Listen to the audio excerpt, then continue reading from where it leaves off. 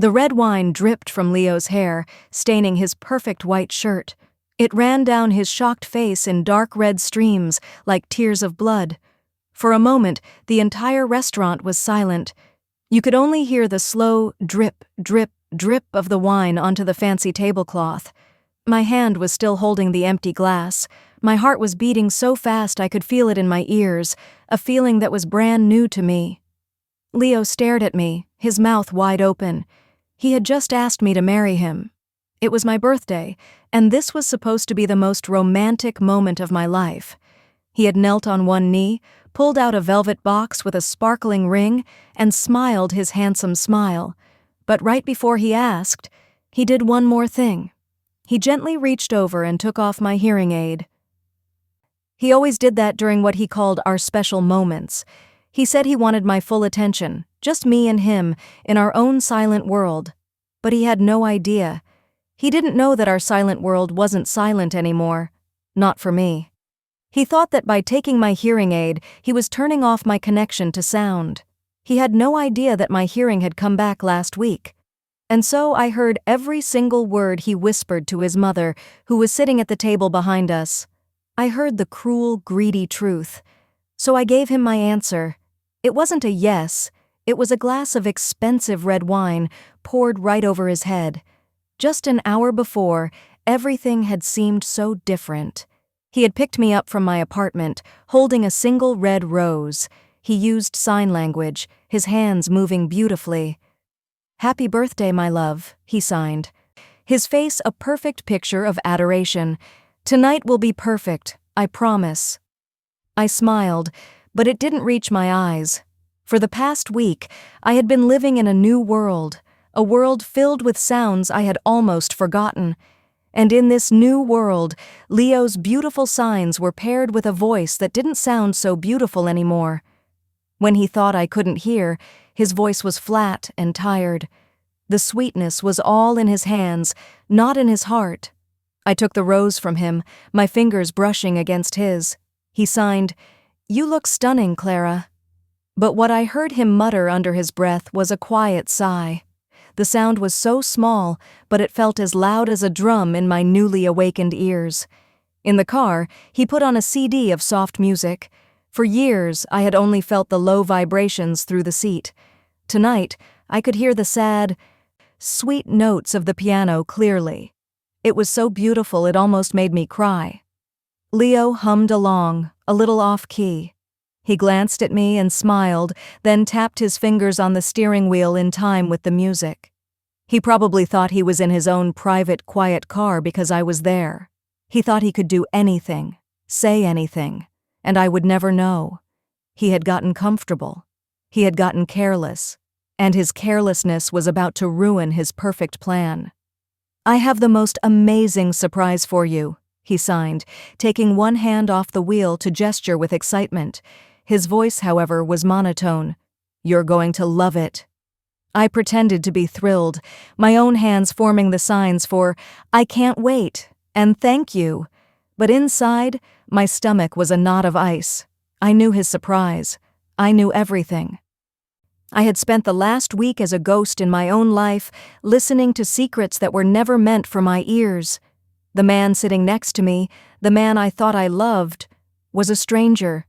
He was an actor playing a part, and tonight was his grand finale.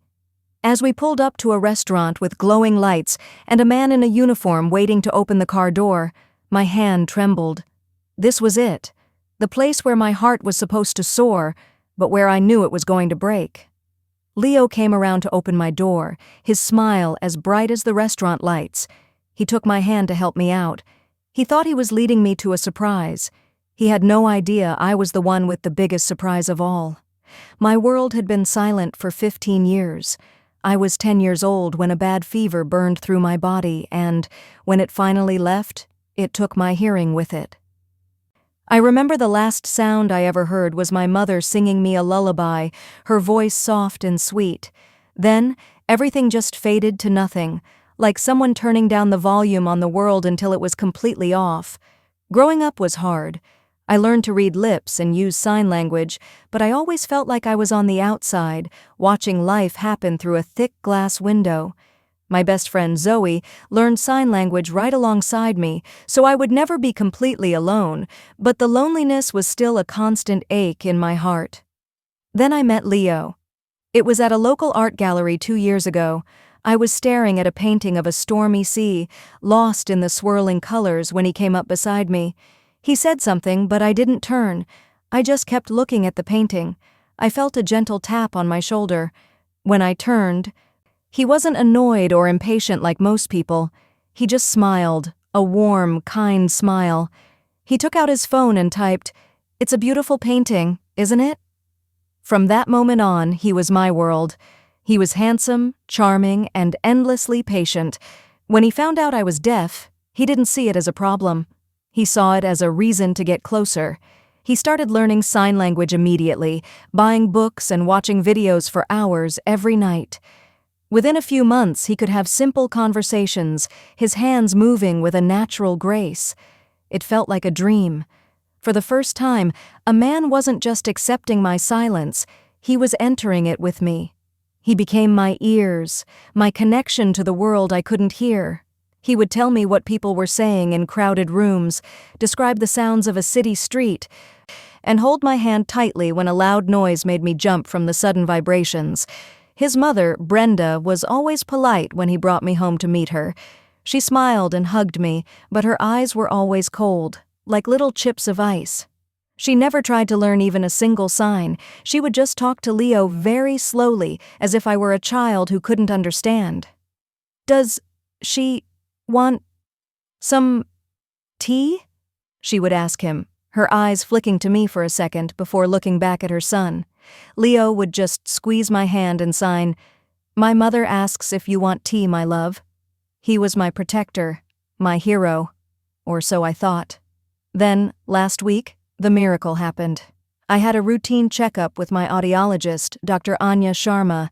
It was the same appointment I had every year, sit in a soundproof booth, wait for tones I'd never hear, and get the same sad news, but this time was different.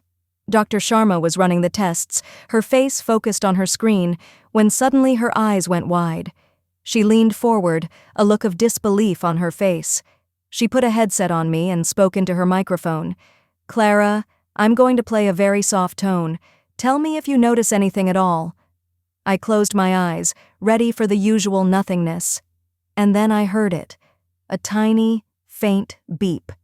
It was so quiet, like a whisper from another room, but it was there. My eyes flew open and filled with tears. I looked at Dr. Sharma through the glass, my hand flying to my mouth. I felt a tear slide down my cheek as I shakily pressed the button to speak. "I hear it," I whispered, my voice hoarse from years of disuse. It was just a tiny beep, but it was the most beautiful, most magical sound in the entire world. Dr. Sharma couldn't explain it. She came into the booth, her face lit with wonder. "It's incredibly rare, Clara," she said, her voice the first I had truly heard in a decade and a half. "The nerve damage from your illness. It seems to be healing. Your hearing is coming back." I didn't tell Leo. I didn't tell anyone, not even Zoe.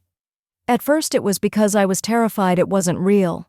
I was scared I might wake up one morning and the silence would have returned, thick and suffocating as ever.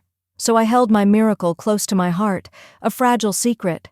I kept wearing my hearing aid, even though it wasn't doing much anymore. It was like a costume, a shield that helped me pretend to be the old Clara while I secretly explored this new, magical world of sound. As the days went on, my hearing grew stronger and sharper. The world, which had been a silent movie for so long, started to fill with a breathtaking orchestra of noises. The very first thing I clearly heard was birds singing outside my bedroom window at dawn. I sat straight up in bed, my heart pounding, and just listened. I cried, silent tears of pure joy streaming down my face as I listened to their happy, complicated chirps. I started noticing everything. The low, constant hum of the refrigerator, the steady tick-tock of the clock on my living room wall, the soft rustle of my clothes when I moved, the sound of my own breathing. These were sounds I had completely forgotten, and they were the most beautiful music I had ever heard. And then I started hearing Leo, really hearing him. One afternoon, he was in my kitchen making us lunch. I was curled up on the sofa in the living room, reading a book, a perfect picture of the quiet girlfriend he thought he had. He thought I was completely lost in my silent world. I heard him open a cabinet, then the clatter of a metal spoon as he dropped it on the tile floor. It was loud and sharp. And then I heard him let out a long, heavy sigh. It was a sound full of frustration. "Ugh, this is so much work," he muttered under his breath. My heart froze. The book in my hands felt suddenly heavy. So much work? Was that what I was to him? A chore? A heavy weight he had to carry? I tried to push the thought away. Maybe he was just tired. Maybe he was talking about his job. But the seed of doubt had been planted. A few days later, that seed began to sprout. I was at his house waiting for him to get ready for a dinner out. His mother, Brenda, was there. She was on the phone in the dining room, her back to me as I sat on the sofa. She was talking quietly, but my new ears were sharp. They could pick up every single poisonous word. "I don't know how he does it, Martha," Brenda said into the phone, her voice a conspiratorial whisper. "She's a nice enough girl, I suppose, but honestly, it's like taking care of a puppy, a very expensive, deaf puppy." My blood ran cold. Let's just hope this all pays off soon. Leo deserves a reward for all his patience. An expensive, deaf puppy. A payoff. The words hit me like a physical slap in the face. This was how they saw me. Not as a person, not as Leo's girlfriend, but as a project, an investment. I felt sick to my stomach. My perfect, loving boyfriend and his polite, smiling mother were not who they seemed to be. They wore masks when they were with me, masks of kindness and care, but now I could hear what they said when they thought no one was listening. The beautiful world of sound was also a world of ugly, painful truths. I knew right then that I had to keep my secret. I had to keep pretending to be their deaf puppy. I needed to know what they were really planning. Living a double life was exhausting. I had to remember to act deaf. I had to stop myself from turning my head when I heard a noise behind me, like a car horn blaring or a door slamming shut. I had to watch people's lips carefully, pretending to struggle to understand them, even when I could hear their words as clearly as a bell. Every moment with Leo felt like I was an actress in a very sad play. He would sign sweet things to me, his hands telling a story of love and devotion, but all the while I could hear the bored, flat tone in his voice. "I missed you so much today," he would sign, his brow furrowed with fake sincerity. But at the same time, I could hear him tapping his foot impatiently on the floor, the rhythmic thump, thump, thump, a secret message of his boredom that only I could hear. It was a special kind of torture, seeing the man I thought I loved and hearing the stranger he truly was. My 25th birthday was approaching, and Leo started planning something big, his performance becoming more elaborate than ever. "It's a huge milestone, Clara," he signed, his face arranged into a look of pure excitement. "I'm going to make it the most special day of your life, a night you will never, ever forget." He was right about that. It would be a night I'd never forget, but not for the reasons he thought. My heart grew heavier with each of his grand announcements. I wanted to scream at him, to sign the words for liar and fake until my arms ached. But I had to know the whole truth. I had to understand what his mother meant when she said she hoped it would all pay off. The answer came 2 days before my birthday. I was at Leo's apartment, supposedly reading a magazine on his sofa while he was in the shower. The sound of the water running was a loud, constant roar, but my ears had learned to filter noises. His phone, lying on the coffee table, suddenly lit up and buzzed. The screen showed a picture of his mother, Brenda. A new message had arrived. I knew I shouldn't, but a force stronger than guilt pulled me forward. My hands were trembling as I quietly picked up the phone. My new hearing allowed me to play the voicemail on low volume. So low that only I could hear it. Brenda's voice filled the space around my ears, sharp and clear. "Leo, darling," she began, "just confirming everything for Friday night.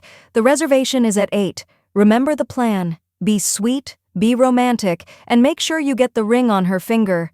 Once she's your fiancé, we can talk to the lawyers about getting control of her trust fund. Her parents left her a fortune. After all you've had to put up with, you deserve it. Just get it done." There it was. The trust fund. The money my parents had left me when they passed away. Money I had never cared much about. It was meant to keep me safe. Instead, it had made me a target. I wasn't a person they loved. I was a bank account they were trying to unlock. I felt a cold fire spread through me, burning away all the sadness and leaving behind something hard and strong. Anger. They had used my silence against me. They thought I was weak, helpless, and stupid. They were about to find out how wrong they were. I put the phone back exactly where it was and went back to the sofa, my heart a cold, hard stone in my chest. Later that day, I called my best friend, Zoe. "Hey, are you okay?" she asked immediately. She always knew when something was wrong. "I have a weird feeling about my birthday dinner with Leo," I said, my voice quiet and careful. I didn't tell her about my hearing. It was my secret weapon, and I needed to use it alone. "I never liked him," Zoe said instantly. "Do you want me to come with you?" "No," I said, feeling a strange new confidence swell inside me. "But can you be waiting for me outside the restaurant at 9:30? Just in case." "Of course," she said without hesitation. "I'll be there." I hung up the phone. The plan was set. Not just his plan, mine. The restaurant was even fancier than I had imagined. Soft lights glowed from crystal fixtures on the ceiling, and a piano played gently in the background. Real music, with delicate notes that I could actually hear. For a moment, the beauty of it all made me sad. This was supposed to be a happy memory, the kind of story I would tell my children one day. Instead, it felt like I was walking onto a stage set for a tragedy. Leo pulled out my chair for me with a grand flourish. "For my queen," he signed, his smile so wide and practiced it looked like it might crack his face. I smiled back, feeling like a spy on a dangerous mission. He ordered a bottle of expensive red wine, telling the waiter, "Only the best for my girl on her birthday." I could hear the smugness in his voice, the sound of a man who believed he was about to close the deal of a lifetime. He spent the entire dinner telling me how wonderful I was. He talked about my strength, my kindness, my beautiful smile. He used both his voice and his hands in a perfect performance, not just for me, but for anyone in the restaurant who might be watching. He held my hand across the table, his thumb stroking my knuckles in a way that used to make my heart flutter. Now, it just felt cold and rehearsed. It was all a lie, and I could hear every false, sugary note in his voice. "Clara," he began, his voice suddenly becoming deep and serious. He leaned forward, his eyes trying to look sincere. "These past 2 years with you have been the best of my life. You came into my world and made it whole. You taught me what real love is." He paused for dramatic effect. "I know we have our challenges, but our love is stronger than anything." My heart was pounding in my chest, a frantic drumbeat against my ribs. This was it. The final act of his play was about to begin. He reached across the table and gently took my hand. Then, with his other hand, he slowly reached toward my ear. "Let's be in our own world for this," he signed, his eyes full of fake emotion. He carefully, tenderly, slipped my hearing aid off and placed it on the white tablecloth next to my plate. He thought he had just plunged me into a world of comfortable silence. He thought I was now completely disconnected, trapped, and under his control.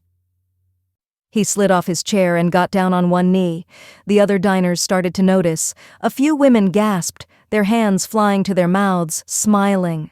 Leo pulled out the black velvet box and opened it to reveal a large, sparkling diamond ring that caught the light from every angle. "Clara," he said, his voice now a normal volume, no longer a performance just for me, but for the whole room. "Will you marry me?" Then, while still on one knee, holding the ring out to me like a sacred offering, he turned his head just slightly toward the table behind us, where I knew his mother was watching, and he whispered so quietly that only someone with perfect hearing sitting right there could possibly have heard it. "It's done," he murmured to her, a cruel little smile twisting his lips. "The little deaf girl is all mine. So is her money." The world didn't go silent. In fact, in that moment, everything became crystal clear. I saw the greedy glint in his eyes. I saw the triumphant smirk on his mother's face in my peripheral vision. They thought they had won. I looked down at his handsome, lying face. I looked at the beautiful, sparkling ring, a symbol of his greed. And then my eyes moved to my full glass of dark red wine, sitting there like a silent accomplice. I calmly picked it up. I leaned forward, as if I were about to whisper yes and give him a kiss. And then I slowly, deliberately, poured the entire glass of wine right over his perfectly styled head. The piano music stopped abruptly. Every head in the restaurant turned toward our table. In the sudden, heavy silence, the only sound was the dripping of wine from Leo's face onto the pristine white tablecloth. He froze on one knee, his eyes wide with disbelief, sputtering as red drops ran into his mouth. He shook his head like a wet dog, sending a spray of wine across the floor. "What is wrong with you?" he finally shrieked, his voice high and ugly. He scrambled to his feet, knocking his chair over with a loud clatter. "Are you crazy?" His mother, Brenda, was at his side in an instant, dabbing at his face with her napkin. "My poor boy!" she cried, her voice loud and theatrical for the benefit of the shocked onlookers. "You see? You all see what he has to put up with? She's unstable. The pressure of her condition is just too much for her." They were working together, a team of actors trying to paint me as the villain. The poor, confused, deaf girl who finally had a public breakdown. For years, I would have let them. I would have shrunk in my seat, mortified and ashamed, unable to defend myself in a world of words I couldn't use. But not tonight. I stood up slowly, my movements calm and deliberate. I felt a strength I hadn't felt in 15 years. It was the strength of my own voice, waiting to be used. "I'm not unstable, Brenda," I said. The room, which had been filled with whispers, fell completely silent. Leo and Brenda froze. They stared at me as if they had just seen a ghost. Leo had never heard me speak in a normal, clear voice. I had always used a quiet, hesitant whisper, unsure of my own volume and shy about the sound of my own words. But this time, my voice was loud. It was steady. It was strong. Leo's face went completely pale, all the color draining away, making the red wine stains on his shirt look even darker. You can hear me?" he stammered, his act completely forgotten. "Yes," I said, looking him straight in the eye. "I can hear everything." I turned to the rest of the restaurant, my voice carrying to every corner. "This man, Leo, just proposed to me. But first, he took off my hearing aid because he thinks I am completely deaf." I let that sink in for a moment. Then I continued, my voice ringing with a power I didn't know I possessed. He thought I couldn't hear him when he turned to his mother and whispered that the little deaf girl was all his now, and so was her money. A wave of murmurs and sharp gasps swept through the room. People were no longer looking at me with pity. They were looking at Leo and Brenda with open disgust. Brenda's face turned a blotchy, furious red. "That's a lie. She's making it all up. She's hysterical." "Am I?" I asked, turning my cold gaze back to her. "Or did you tell your friend on the phone the other day that I was like an expensive deaf puppy and that you hoped it would all pay off soon?" Brenda's mouth opened and then snapped shut. No sound came out. She was trapped, exposed in a web of her own cruel words. I finally looked back at Leo, who was just standing there, dripping and defeated, the sparkling ring still in his hand like a useless toy. "You didn't fall in love with me," I said, my voice now soft with a sad finality. "You saw a trust fund with a girl attached. You learned sign language not to connect with me but to control me. You didn't enter my silent world. You tried to build a cage around it." I picked up my purse from the chair. I gave them one last look, the two cruelest, greediest people I had ever known. Then I turned my back on them and walked away. I walked past the tables of stunned strangers, my head held high through the big glass doors and out into the cool, fresh night air. Just as she promised, Zoe was there, parked by the curb. She jumped out of the car the second she saw me. "Clara, what happened?" she asked, her eyes wide with worry. For the first time all night, a real, genuine smile spread across my face. I took a deep breath of the free air. "I'll tell you everything," I said, my voice clear and happy. "But first, can we just listen to some music?" Really loud. A month later, the world felt like a different place. It was brighter, louder, more alive. Leo had tried to call and text me hundreds of times. At first, the messages were angry and full of threats. Then they became desperate, full of fake apologies and pathetic promises that I had misunderstood. I blocked his number and hired a lawyer to make sure my trust fund was protected by a wall of legal fire. Brenda had vanished completely, too ashamed or too scared to show her face. But they were just noise I was learning to tune out. The real story wasn't about them anymore. The real story was happening inside of me.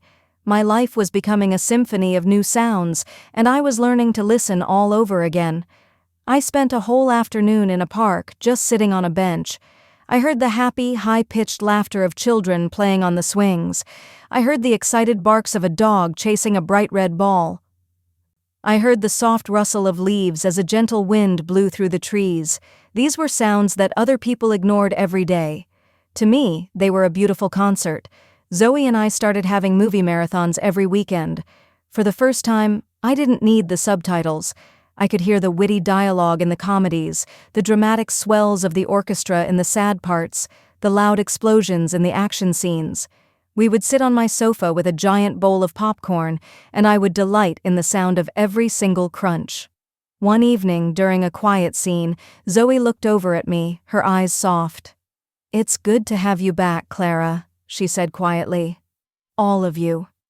I decided to try something new, something just for me. I signed up for a pottery class. I had always loved the feeling of wet clay spinning under my hands. But now I could also hear the gentle whir of the wheel and the satisfying squish of the clay as I shaped it into a bowl. One day, the instructor played music in the studio. It was a simple song with just a guitar and a singer whose voice was full of raw emotion. I closed my eyes and just listened, my hands still on the cool, spinning clay. Tears of pure joy streamed down my face. I wasn't crying because I was sad. I was crying because the world was so beautiful. One sunny Saturday, I was sitting on a bench by the river with Zoe. We weren't doing anything special, just drinking coffee and watching the little boats go by. The old me would have been watching Zoe's hands constantly, trying to keep up with the conversation. The new me was leaning back, eyes half closed, soaking in all the sounds of the city. The distant wail of a siren, the sharp call of a seagull overhead, the gentle splash of water against the riverbank. "Do you ever miss the silence?" Zoe asked, her voice curious. I thought about it for a moment. I thought about the quiet prison Leo had tried to keep me in, the silence he had used as a weapon. "No," I said, a confident smile on my face. The silence wasn't peace. It was loneliness. "This," I said, gesturing to the noisy, messy, wonderful world all around us, "this is peace." I could hear the smile in Zoe's voice as she replied, "I'm so glad you can hear it." I took a sip of my coffee, feeling the warmth spread through me. The future was unknown, a song I hadn't heard yet. But for the first time in a very long time, I was excited to listen. I was free. And my life was just beginning.